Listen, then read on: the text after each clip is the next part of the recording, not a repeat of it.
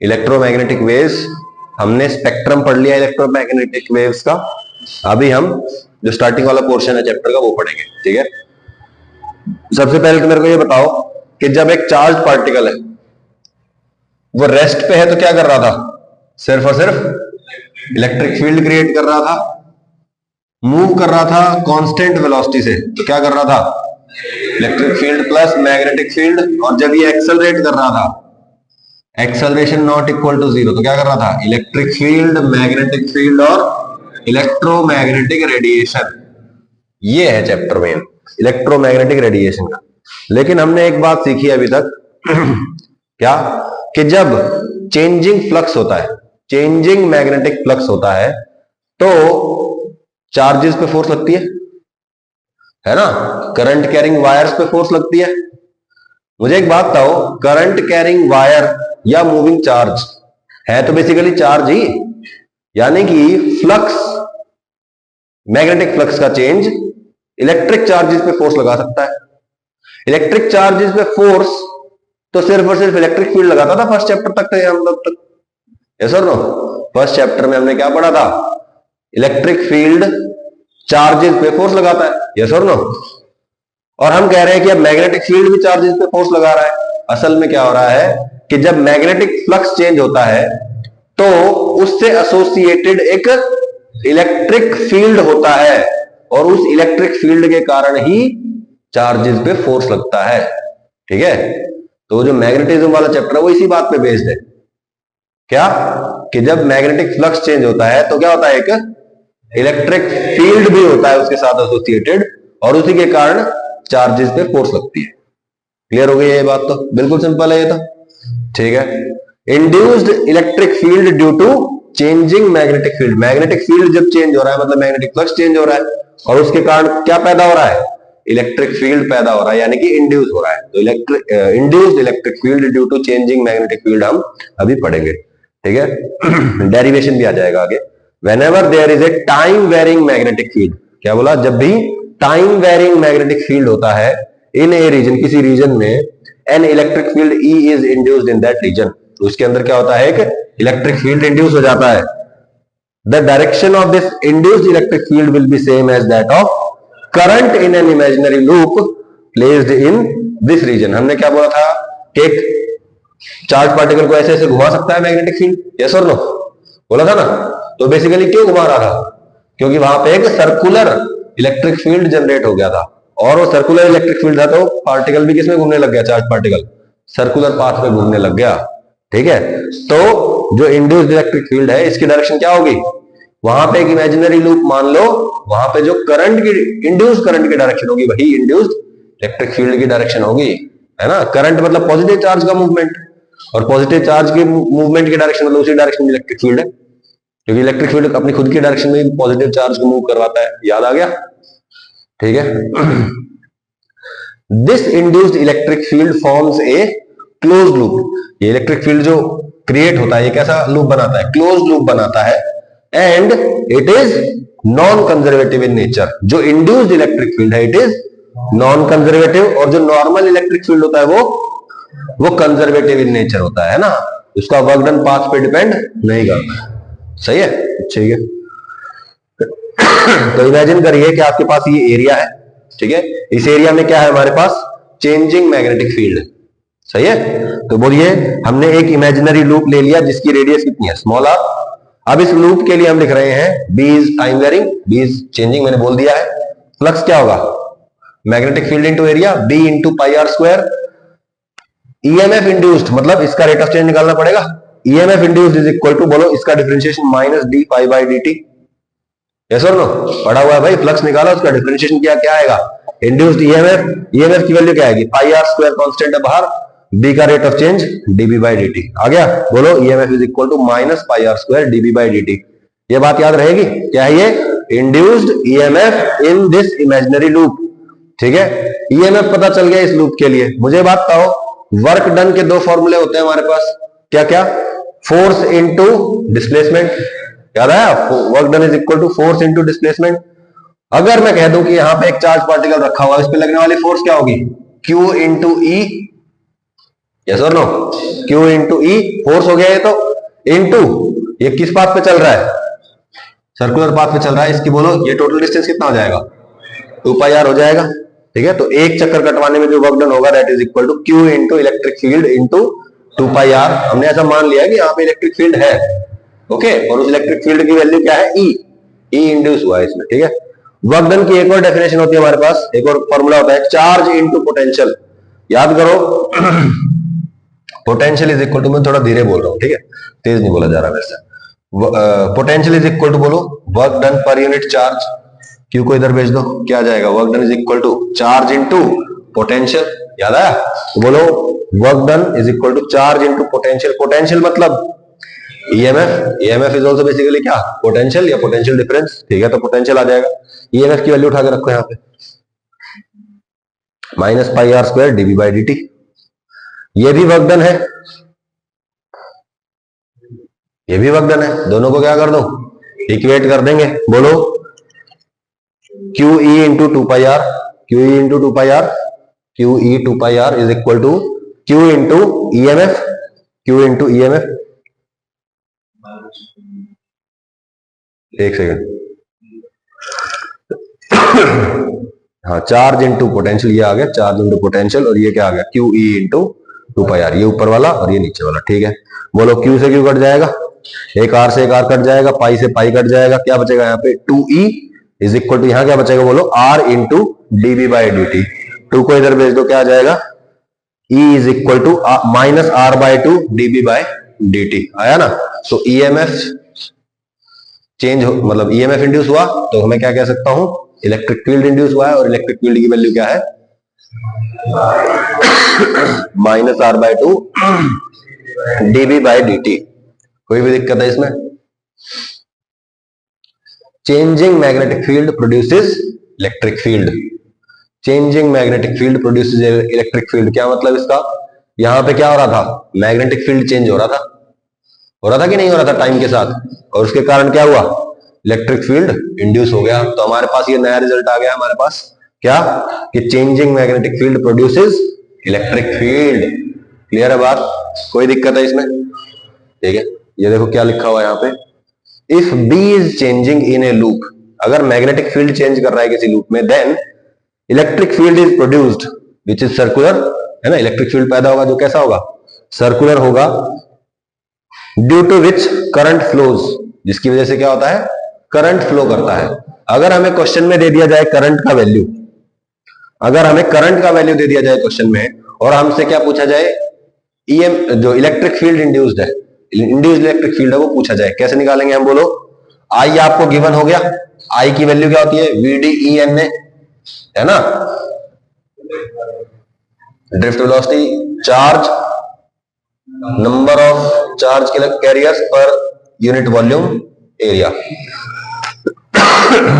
ठीक है, आई पता है, VDENA, VD की वैल्यू क्या होती है? EE τ/m। तो बोलो आई इज इक्वल टू क्या आ जाएगा? VD की जगह EE τ/m, और यहाँ पे ENA, है ना? ये आपको गिवन है, आपको बाकी सारा डाटा भी गिवन होगा, आपको ये निकालना है, बाकी सारी चीजें इधर भेज दो, इलेक्ट्रिक फील्ड आ जाएगा, है ना? ठीक है, this relation can be used to find the electric field. कोई दिक्कत है इसमें? बिल्कुल सिंपल है, ये चालू है ना? ठीक है, आगे चलते हैं, बड़ा सिंपल है यहाँ पे, नो डाउट। ये देखिए, a time varying magnetic field, simple question है। टाइम वेरिंग मैग्नेटिक फील्ड दे दिया आपको, exists in a region of radius capital R, capital R radius का रीजन है, ठीक है? इसके अंदर मैग्नेटिक फील्ड प्रेजेंट है, जो क्या कर रहा है? चेंज कर रहा है। और मैग्नेटिक फील्ड का टाइम के साथ क्या रिलेशन है? B is equal to alpha t. ठीक है, then find induced electric field. Induced electric field निकालना है आपको, इफ कितने डिस्टेंस पे निकालना है? Small r less than r के लिए निकालना है, दूसरे केस में r ग्रेटर देन r के लिए निकालना है। ये small r less than r मतलब जो कैपिटल R रेडियस का है ना रीजन, जिसमें इलेक्ट्रिक मैग्नेटिक फील्ड चेंज हो रहा है, इसमें आपको यहां पे निकालना है, इस पॉइंट पे, मतलब स्मॉल r रेडियस पे निकालना है, और ये r की वैल्यू क्या है? कैपिटल R से छोटी है। सेकंड केस में क्या होगा? ये इससे बड़ी वाली वैल्यू हो जाएगी, मतलब इस एरिया के बाहर इस पॉइंट पे इलेक्ट्रिक फील्ड की चेंजिंग वैल्यू निकालेंगे, सही है ना, इलेक्ट्रिक फील्ड निकालना है इंड्यूस्ड। कोई दिक्कत है इसमें? क्वेश्चन समझ में आ गया? ठीक है। First case r less than R के लिए सबसे पहले यहां क्या लिखेंगे? फ्लक्स लिखेंगे, है भाई, फ्लक्स लिखेंगे। उसके बाद क्या आएगा? उसका डिफरेंशिएशन ईएमएफ आएगा हमारे पास। तो बोलो flux is equal to B into area. Magnetic field कितना है? बी, वो है अल्फा टी। एरिया कितना है? Pi r square. तो alpha t pi r square हमारे पास क्या हो गया? हमारा फ्लक्स हो गया है। EMF is equal to voltage is equal to, बोलो क्या आएगा? Minus d phi by d t. इसका डिफरेंशिएशन करो, अल्फा पाई आर स्क्वायर बाहर और टी का डिफरेंशिएशन है 1, सही है। तो minus alpha pi r square. ये मेरे पास क्या हो गया? बोलो ईएमएफ, यानी कि वोल्टेज आ गया मेरे पास। बोलो voltage is equal to electric field into distance भी कर सकते हो आप, ये भी फॉर्मूला होता है। चाहो तो वहां से भी कर सकते हो, वो वाला फॉर्मूला भी सही है। Voltage is equal to electric field into distance. Voltage, electric field, distance. बोलो क्या आएगा? Voltage minus alpha pi r square, ये माइनस था, ये माइनस से ये माइनस कट जाएगा। इलेक्ट्रिक फील्ड कांस्टेंट होगा, बाहर निकालेंगे, डीएल का integration 2 pi r E into 2 pi r आने वाला था, ठीक है। तो पाई से पाई कट जाएगा, एक आर से एक आर कट जाएगा, ई की वैल्यू क्या आ जाएगी? अल्फा आर बाय 2, सही है। ये हमारा क्या आ गया? Electric field at a distance less than the capital R. कोई दिक्कत है? अगले पार्ट में क्या है? R greater than R. अब देखो जब मैं क्या लेता हूं, आर की वैल्यू कैपिटल आर से बड़ी ले लेता हूं, तो इस पूरे रीजन में जो मुझे फ्लक्स निकालना होगा, तो फ्लक्स कितने एरिया में? सिर्फ इतने एरिया में ही तो है। तो क्या करूंगा? मैग्नेटिक फील्ड इनटू बड़ा एरिया लूंगा या ये वाला एरिया लूंगा? छोटे वाला एरिया लेंगे, यस और नो, क्योंकि इतने में ही तो है भाई। यहां का एरिया ले लेंगे तो वो फ्लक्स थोड़ी कंस्टिट्यूट है, यहाँ पे फ्लक्स है ही नहीं। तो बोलो b into pi capital R square आ जाएगा, यहां पे आएगा कि नहीं आएगा फ्लक्स? तो फ्लक्स की वैल्यू लिखते हैं यहां पे b इंटू एरिया, एरिया कितना है? पाई आर स्क्वायर, b की वैल्यू है अल्फा टी। फ्लक्स पता चल गया, इसको डिफरेंशिएशन करके ईएमएफ या वोल्टेज निकालने क्या आएगा? Minus d phi by d t is equal to minus alpha pi r square, ठीक है। अब बताओ voltage is equal to electric field into distance, dV is equal to minus E d L, integration दोनों साइड। बोले यहां क्या आएगा? Minus alpha pi r square is equal to E बाहर, डीएल का इंटीग्रेशन 2 पाई स्मॉल आर, ठीक है ना। बोलो एक माइनस से एक माइनस कट जाएगा, पाई से एक पाई कट जाएगा। बोलो क्या आया? Alpha are square by 2r, सही है। यहां पे क्या है हमारे पास? Electric field is inversely proportional to r। Initially क्या हो रहा था? देखो फर्स्ट केस में जब हम अंदर हैं तो electric field is directly proportional to r, ठीक है, और अगर हम बाहर हैं तो इनवर्सली प्रोपोर्शनल टू r, ठीक है। जितना दूर जाएंगे उतना ही electric field, induced electric field क्या होता जाएगा? कम होता जाएगा, सही है। अभी एक और नया टॉपिक आ गया हमारे पास, इजी लग रहा है अब तक? कोई मुश्किल तो चीज नहीं है ये।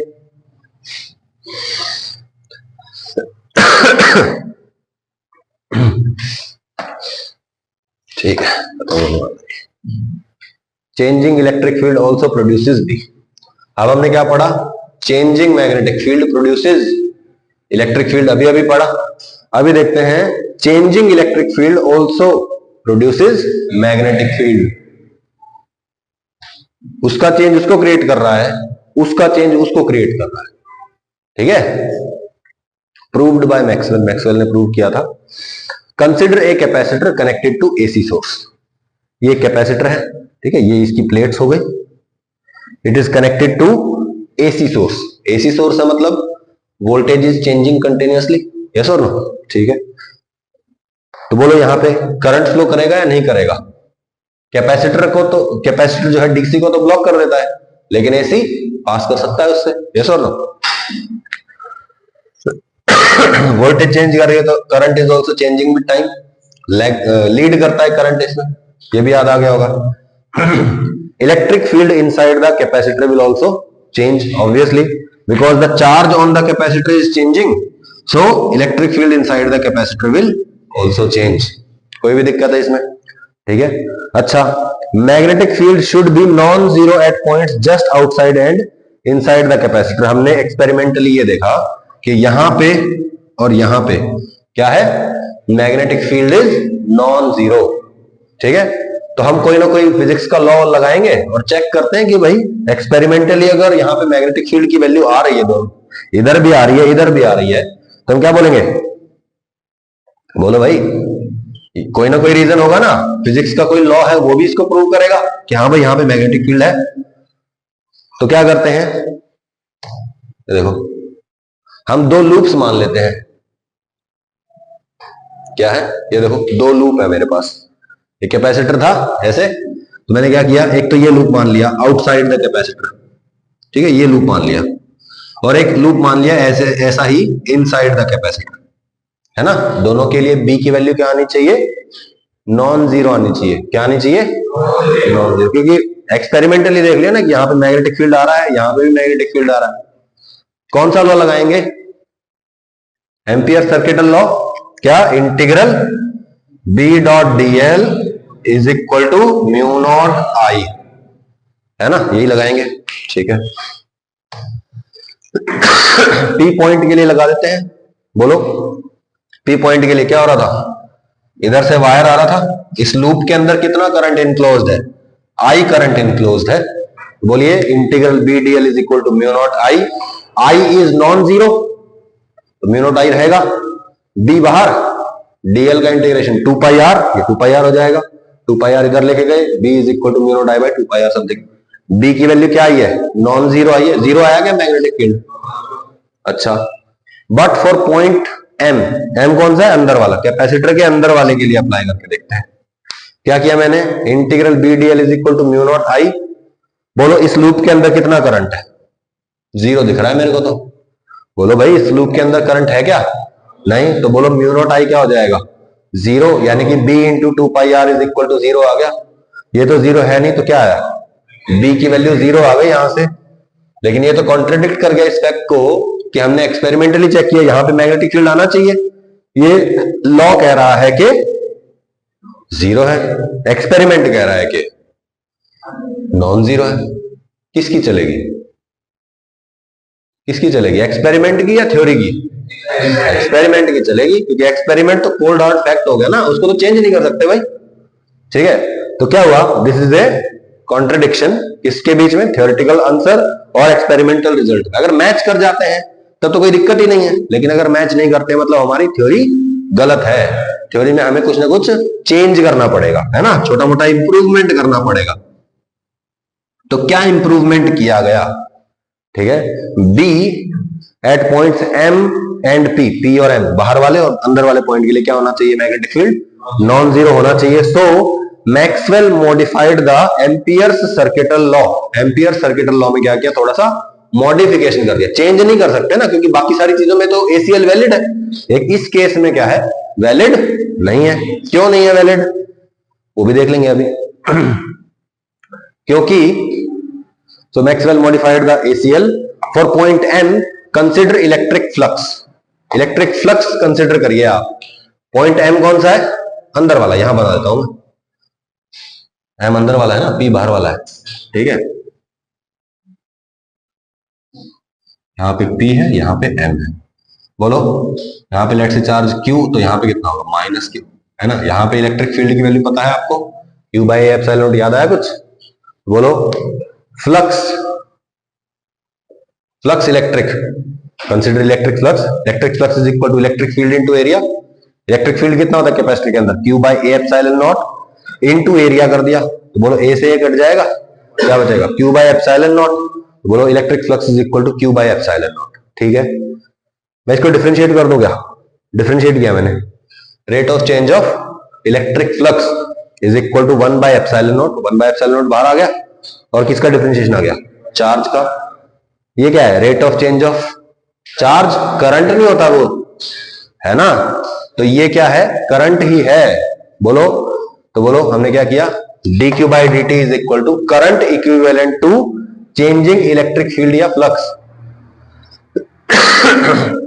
एसीएल गलत तो नहीं था, एसीएल में थोड़ी सी मॉडिफिकेशन की जरूरत थी। क्यों थी? क्योंकि एसीएल क्या कहता है? Integral B d L is equal to mu naught I, और हमने तो एक ही प्रकार का करंट पढ़ा है ना, कौन सा? वायर के थ्रू फ्लो करने वाला। लेकिन ऐसा भी तो हो सकता है कि इलेक्ट्रिक फ्लक्स चेंज हो रहा है, उसके कारण क्या हो रहा है, मैग्नेटिक फील्ड प्रोड्यूस हो रहा है।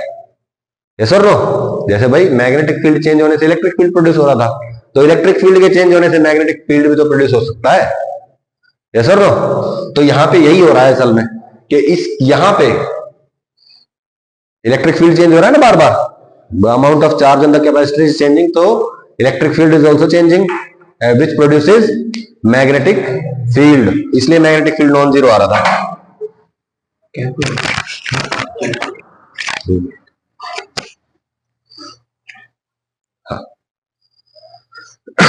ठीक है, तो हमने ये नहीं कहा कि इस रूल में तो हम अब डायरेक्टली मैग्नेटिक फील्ड तो ऐड करेंगे नहीं, तो हमने क्या किया, यहां पे हमने एक स्पेशल टाइप का करंट ऐड कर दिया। कौन सा करंट? ये वाला करंट ऐड कर दिया, current equivalent to changing of electric field या फ्लक्स। ठीक है, dq by dt is equal to epsilon naught, इधर भेज दो, d फाई बाई dt। सही है, ये करंट क्या कहलाता है, id, यानी कि डिस्प्लेसमेंट करंट कहलाता है, और this is epsilon naught into rate of change of electric flux. कोई दिक्कत है इसमें? तो एम्पियर सर्किटल लॉ में अब तक हमने जो सिर्फ I पढ़ा था, वहां पे अब हम क्या कर देंगे, I की जगह कर देंगे I टोटल, और I टोटल में क्या लिखेंगे, कंडक्शन करंट जो वायर के थ्रू बह रहा है, और डिस्प्लेसमेंट करंट जो किसके कारण है, due to changing electric flux. ठीक है, और इसके इग्नोर, मतलब हमने बेसिकली पहले पढ़ा नहीं था, ये पढ़ा था क्या ACL में, ये नई चीज है ना, हमने पहले ये चीज नहीं पढ़ी थी, इसी के कारण हमारे रिजल्ट्स और एक्सपेरिमेंट्स में फर्क था। ठीक है, अब इसको ऐड किया तो दोनों चीजें हमारी आ जाएंगी, I net is equal to conduction current plus displacement current. बोलो डिस्प्लेसमेंट करंट की वैल्यू क्या है, epsilon naught into d phi electric by dt। सही है, तो integral BDL is equal to mu naught into this. Capacitor के लिए बोलो, जो बाहर वाला पॉइंट है P, वहां पे डिस्प्लेसमेंट करंट जीरो है, क्योंकि वहां तो डायरेक्टली वायर आ गया, तो वहां पे क्या है, IC है, IC नॉट जीरो है, तो बोलो integral BDL is equal to mu naught into IC हो जाएगा, सिर्फ B की वैल्यू नॉन जीरो आ गई। एट पॉइंट M क्या होगा, ID not zero, ID is not zero but IC is zero. हम पहले ही सिर्फ इसको लेके जीरो बना देते थे B को, लेकिन अब ये जीरो है, लेकिन ये आ गया, और इसकी वजह से मैग्नेटिक फील्ड क्या आ गया हमारे पास, अब नॉन जीरो आ गया है। सही है, कोई भी दिक्कत है इसमें? बिल्कुल क्लियर है, तो दोनों बातें क्लियर हो गई आपको। क्या क्या भाई, changing electric field produces magnetic field and changing magnetic field produces, मतलब दोनों चीजें आपस में जुड़ी हुई है बेसिकली, है ना, वो चेंज होगा तो वो भी चेंज, वो आ जाएगा, वो चेंज होगा तो वो आ जाएगा। सही है ना, और रेट ऑफ चेंज पे डिपेंड भी करेगी उसकी वैल्यू जो भी इंड्यूस हुआ है। इलेक्ट्रिक फील्ड किस पे डिपेंड कर रहा है, मैग्नेटिक फील्ड के रेट ऑफ चेंज पे, और मैग्नेटिक फील्ड किस पे डिपेंड कर रहा है, इलेक्ट्रिक फील्ड के रेट ऑफ चेंज पे। सही है, ठीक है, 4 इक्वेशंस ऑफ इलेक्ट्रोमैग्नेटिज्म अब हमारे पास क्या बच गई है।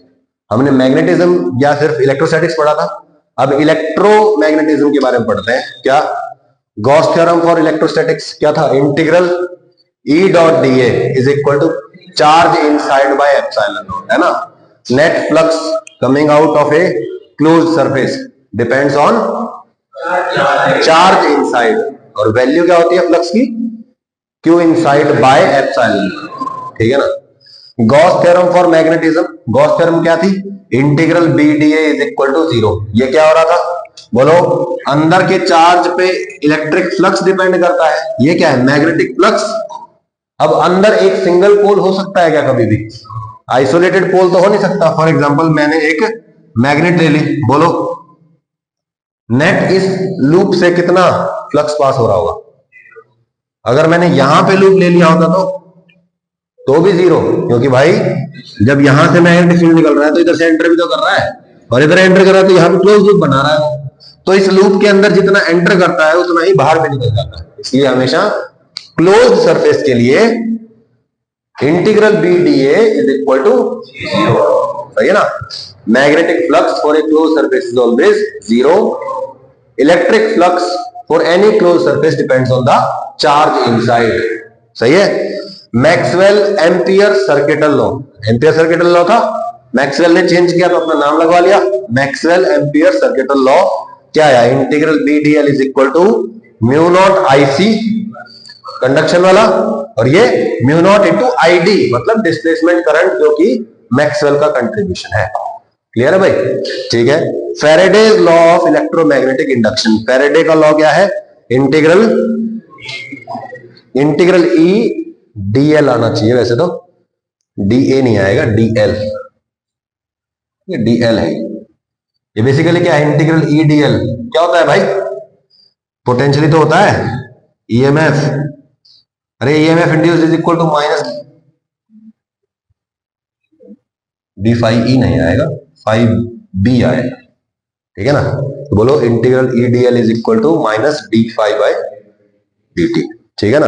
Rate of change of magnetic flux is equal to EMF induced, और ईएमएफ यानी कि potential is equal to minus E dot dl. हो गया? ठीक है। अब इलेक्ट्रोमैग्नेटिक वेव्स जो होती हैं उनके सोर्स क्या होता है उसका, कहां से प्रोड्यूस होती हैं ये इलेक्ट्रोमैग्नेटिक वेव्स? देखो सोर्स की बात करते हैं, इनके कैसे प्रोड्यूस हो रहा है, इसके अंदर क्या क्या होता है।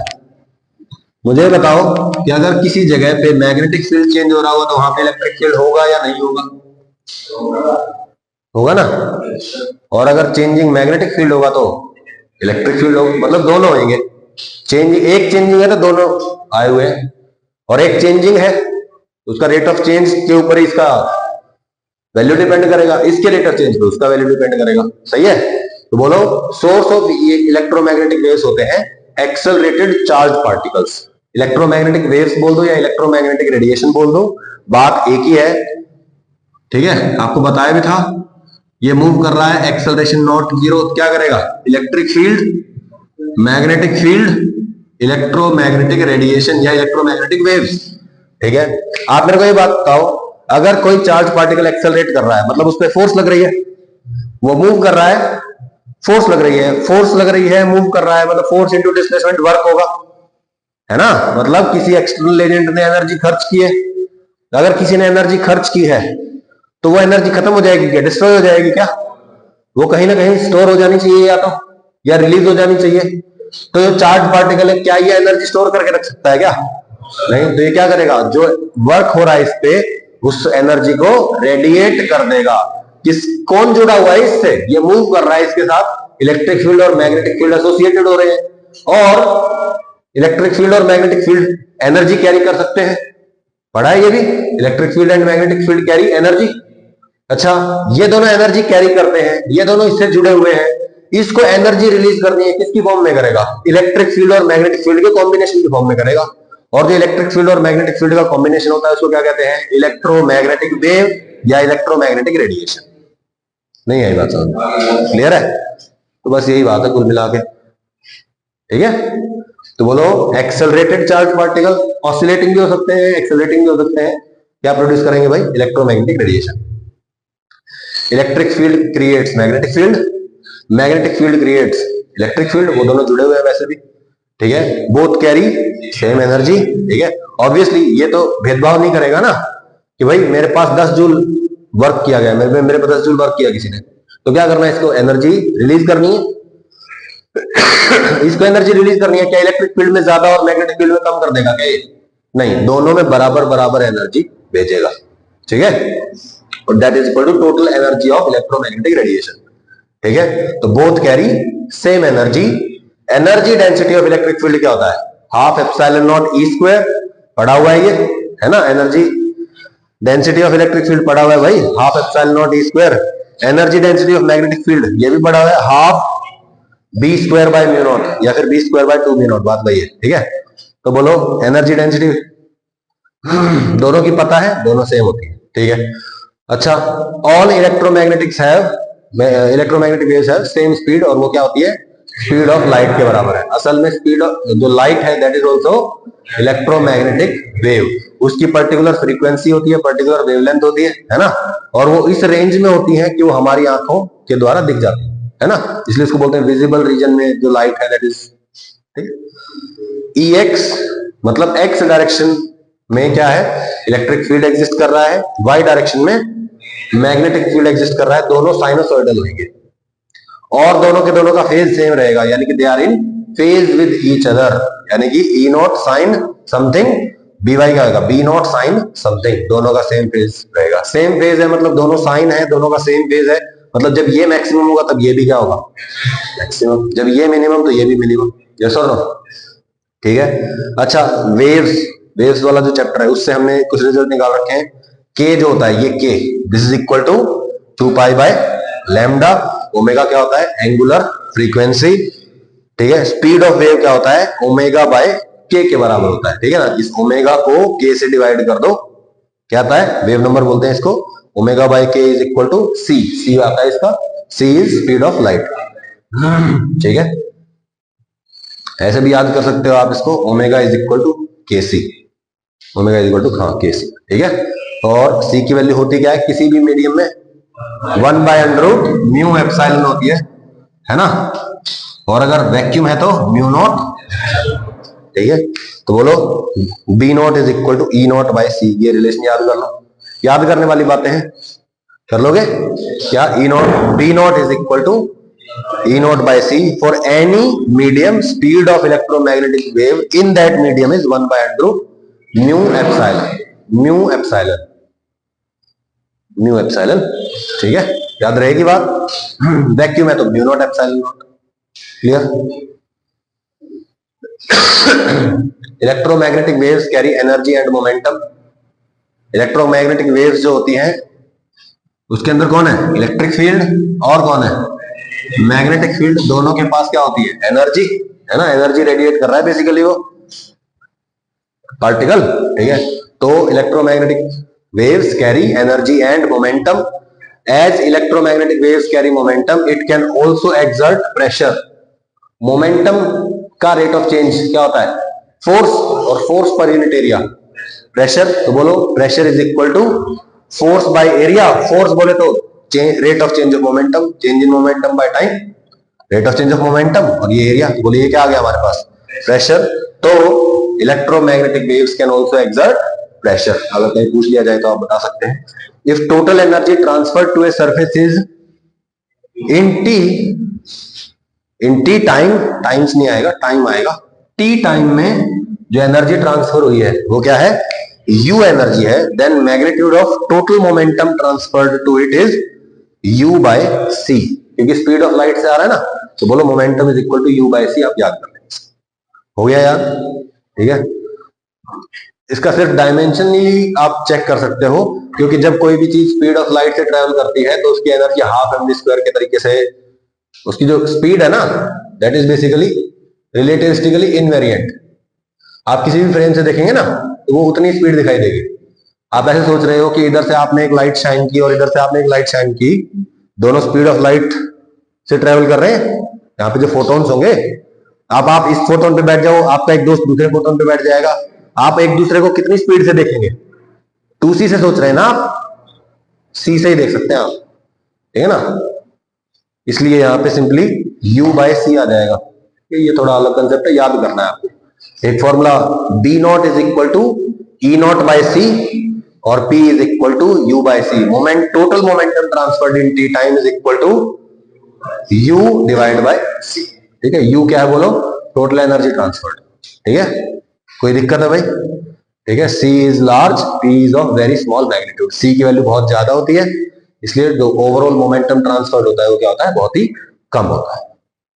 ठीक है, इलेक्ट्रोमैग्नेटिक वेव्स की एक्चुअल डेफिनेशन देखते हैं। प्रॉपर डेफिनेशन क्या है, ए वेव रेडिएटेड बाय एक्सेलरेटेड और oscillating charge.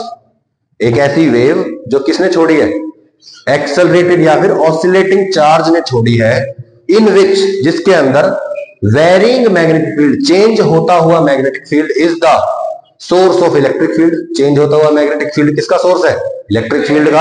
And varying electric field, change होता हुआ इलेक्ट्रिक फील्ड मैग्नेटिक फील्ड का सोर्स है। उसको क्या बोलते हैं, इलेक्ट्रोमैग्नेटिक वेव या इलेक्ट्रोमैग्नेटिक रेडिएशन। कोई दिक्कत है? ठीक है, इलेक्ट्रोमैग्नेटिक वेव्स की कुछ खासियतें देख लेते हैं, क्या क्या होती है। Energy in electromagnetic wave is divided on average equally between electric and magnetic fields. बराबर बराबर जाएगी भाई, 10 जूल रेडिएट करनी है तो 5 उधर और 5 उधर जाएगी, सही है ना, बराबर होती है दोनों में। The waves are transverse in nature. Transverse बोले तो जो इलेक्ट्रिक फील्ड और मैग्नेटिक फील्ड का जो ऑसिलेशन है वो स्पीड ऑफ वेव के परपेंडिकुलर। ठीक है, ये वेव्स का कंसेप्ट है, ट्रांसवर्स वेव। ठीक है, जैसे मैं बोल रहा हूं, ठीक है, तो क्या हो रहा है मेरे वॉइस बॉक्स में, क्या हो रहा है, मूवमेंट हो रहा है, which is changing the pressure associated with the air molecules. ठीक है, और क्या हो रहा है, वो जो एयर मॉलिक्यूल्स है वो इस तरीके से वाइब्रेट करते हुए आप तक पहुंच रहे हैं, है ना, और आपके कानों में क्या है, प्रेशर सेंसिटिव ऑर्गन है, ईयर ड्रम बोलते हैं उसको, उस पर जब वो टकराते हैं तो आपको आवाज सुनाई देती है, यस और नो। तो बोलो इसमें जो स्पीड ऑफ द वेव है, मतलब direction of propagation of wave है, और जो पार्टिकल्स का मोशन है, they are in the same direction. लेकिन हमेशा ऐसा नहीं होता। आप इमेजिन करिए कि आपके पास एक रस्सी है, इधर उस कोने पे एक रस्सी बंधी हुई है, मेरे पास रस्सी में उसको ऐसे ऐसे मूव कर रहा हूं, कैसे कैसे मूव करेगी, ऐसे ऐसे मूव करेगी, है ना, एनर्जी ट्रांसफर हो रही है।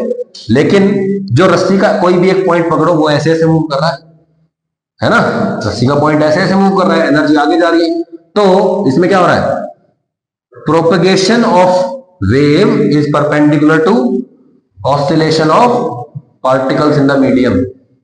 पार्टिकल्स का ऑसिलेशन और वेव का प्रोपगेशन दोनों परपेंडिकुलर है। ठीक है, ऐसी वेव को ट्रांसवर्स वेव बोलते हैं।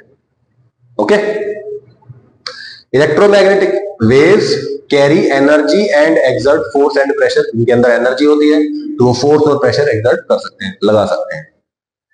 Electromagnetic waves are not deflected by electric and magnetic fields. ठीक है, किसी से भी डिफ्लेक्ट नहीं होते।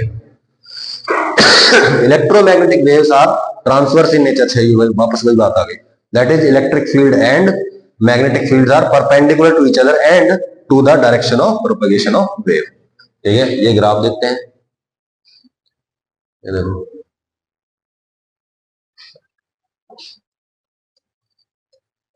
ये देखो, ये है मेरा इलेक्ट्रिक फील्ड, ठीक है, ये है मेरा मैग्नेटिक फील्ड, ऐसे, ठीक है, they are perpendicular to each other, और डायरेक्शन ऑफ प्रोपगेशन क्या है वेव का, अलोंग दैट डायरेक्शन।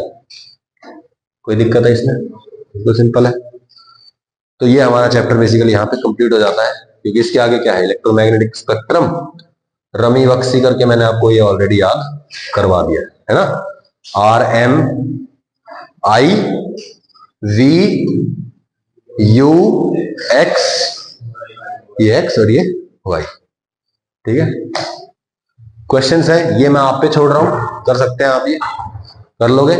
तीन ही क्वेश्चन है मेरे ख्याल से, 5 है, हाँ 5, 8 है, हाँ, तो 8 भी कर सकते हो आप लोग। ठीक है, कर लोगे।